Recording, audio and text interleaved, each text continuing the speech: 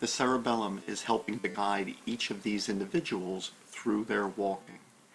The cerebellum is measuring position and balance. It knows where body parts are, which help it plan the next movement. It limits overshoot from the cerebrum, where too many muscles or too much force might be used.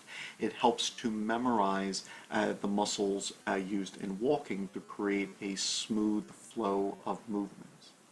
The cerebellum manages this because throughout the body there are proprioceptors, which are measuring the position of body parts. These proprioceptors send their axons to the spinal cord and then up through spinocerebellar tracts, which reach the cerebellum, telling the cerebellum where the body parts are.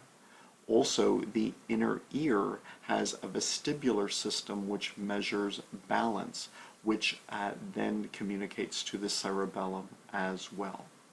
The cerebellum is receiving inputs from the cerebrum, knowing what actions are planned, and the cerebellum can thus modify these actions based on the position of these body parts, whether the body is off balance, etc. Thus, the cerebellum helps to avoid this type of movement unless this is what was deliberately planned. The cerebellum knows where body parts are, and so then it can modify the commands from the cerebrum, taking those actual body positions into account. The cerebellum knows whether the body is off balance and thus can help plan accordingly. The cerebellum knows what muscles will be used next, helping to allow a smooth flow of muscle movements in a predicted pattern.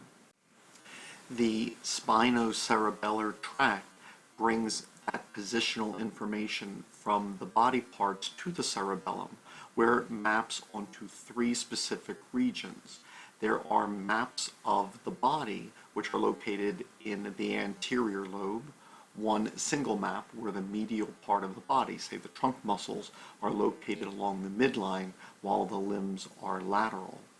And then two mirror image maps in the posterior lobes.